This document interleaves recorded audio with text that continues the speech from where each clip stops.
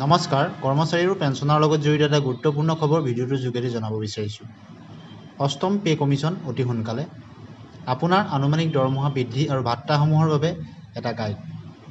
Fitment ফেক্টৰৰ সম্ভাৱনা প্ৰায় 1.96ৰ সৈতে ন্যূনতম মৌলিক দৰমহা প্ৰায় দুগুণ হ'ব পাৰে। আনহাতে ডিএনএছ ভাত্তা অৰ্থাৎ ডিএ আৰু হাউচ ৰেণ্ট এইচআৰএকে ধৰি মুঠ দৰমহা যথেষ্ট বৃদ্ধি পোৱাৰ সম্ভাৱনা আছে। বহুতেই কমেণ্ট ছেকশ্যনত অষ্টম দৰমহা আয়োগৰ শেহতীয়া খবৰ সম্পৰ্কে সুধি থাকে, গতিকে আমি শেহতীয়া খবৰ সম্পৰ্কত ভিডিঅ'টি প্ৰস্তুত কৰিছোঁ। আৰু এটা গুৰুত্বপূৰ্ণ খবৰ আছে। বহু প্ৰত্যাশিত অষ্টম দৰমহা আয়োগে কেন্দ্ৰীয় চৰকাৰৰ কৰ্মচাৰী আৰু পেঞ্চনাৰসকলৰ দৰমহা যথেষ্ট বৃদ্ধি আনিবলৈ সাজু হৈছে। ফিটমেণ্ট ফেক্টৰৰ সম্ভাৱনা প্ৰায় 1.96ৰ সৈতে ন্যূনতম মৌলিক দৰমহা প্ৰায় দুগুণ হ'ব পাৰে। আনহাতে ডিএনএছ ভাত্তা অৰ্থাৎ ডিএ আৰু হাউচ ৰেণ্ট এলাউন্স এইচআৰএকে ধৰি মুঠ দৰমহা যথেষ্ট বৃদ্ধি পোৱাৰ সম্ভাৱনা আছে অষ্টম দৰমহা আয়োগৰ।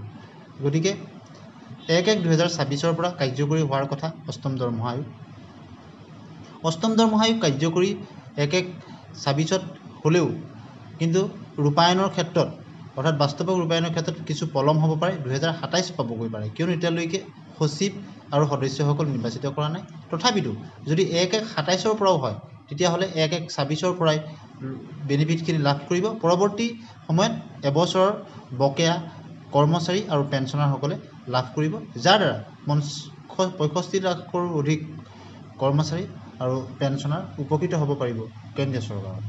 অষ্টম দৰমহা আয়োগৰ অধীনত দৰমহা নিৰ্ধাৰণৰ এটা মূল উপাদান হ'ল ফিটমেণ্ট ফেক্টৰ, আৰু এই বহুগুণকক ব্যৱহাৰ কৰি এজন কৰ্মচাৰীৰ বৰ্তমানৰ মৌলিক দৰমহা গুণ কৰি নতুন মৌলিক দৰমহা গণনা কৰা হয়।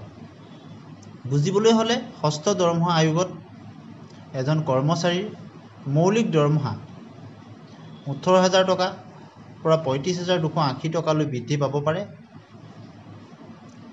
আৰু ইয়াত ডিএ অন্তৰ্ভুক্ত কৰা হোৱা নাই যদিও চৰকাৰৰ পৰৱৰ্তী সময়ত চহৰৰ ওপৰত নিৰ্ভৰ কৰা হাউচ এইচআৰএ যোগ কৰা হ'ব পাৰে। নতুন মৌলিক দৰমহা এই হিচাপত হ'লে 1.96 পূৰণ অষ্টম দৰমহা আয়োগৰ অধীনৰ মূল দৰমহা।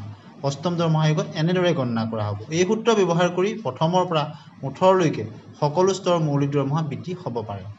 উদাহৰণ হিচাপে এজন লেভেল 9 কেন্দ্ৰীয় চৰকাৰৰ কৰ্মচাৰী বিবেচনা কৰি উদাহৰণটো আপোনালোকে চাই লওক। বৰ্তমানৰ মৌলিক দৰমহা যদি তেওঁ 53,100 টকা, বৰ্তমান ডিএ বেছিকৰ 58%, 30,798 টকা।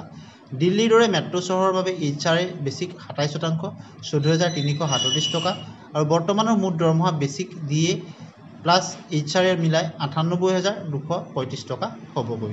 এতিয়া আহিছোঁ দ্বিতীয়টো খবৰলৈ।